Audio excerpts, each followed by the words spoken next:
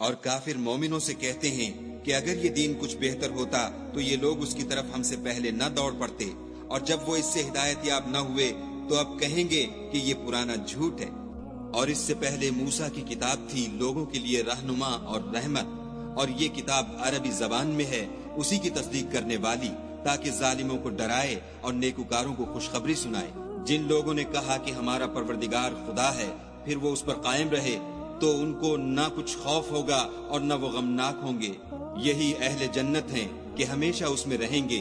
یہ اس کا بدلہ ہے جو وہ کیا کرتے تھے۔ اور ہم نے انسان کو اپنے والدین کے ساتھ بھلائی کرنے کا حکم دیا۔ اس کی ماں نے اس کو تکلیف سے پیٹ میں رکھا اور تکلیف ہی سے جنا، اور اس کا پیٹ میں رہنا اور دودھ چھوڑنا 2.5 برس میں ہوتا ہے، یہاں تک کہ جب خوب جوان ہوتا اور 40 برس کو پہنچ جاتا ہے تو کہتا ہے کہ اے میرے پروردگار، مجھے توفیق دے کہ تو نے جو احسان مجھ پر اور میرے ماں باپ پر کیے ہیں ان کا شکر گزار ہوں، اور یہ کہ نیک عمل کروں جن کو تو پسند کرے، اور میرے لیے میری اولاد میں اصلاح و تقوی دے، میں تیری طرف رجوع کرتا ہوں اور میں فرما برداروں میں ہوں۔ یہی لوگ ہیں جن کے اعمال نیک ہم قبول کریں گے اور ان کے گناہوں سے درگزر فرمائیں گے، اور یہی اہل جنت میں ہوں گے۔ یہ سچا وعدہ ہے جو ان سے کیا جاتا تھا۔ اور جس شخص نے اپنے ماں باپ سے کہا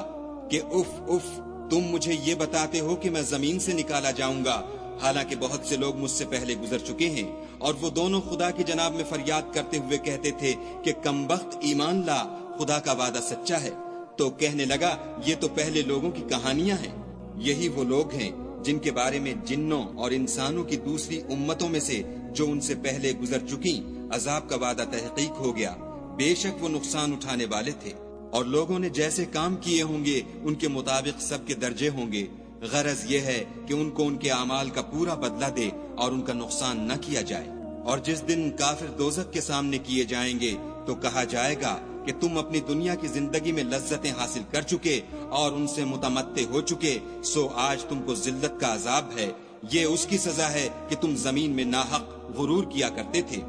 اور اس کی کہ بد کرداری کرتے تھے۔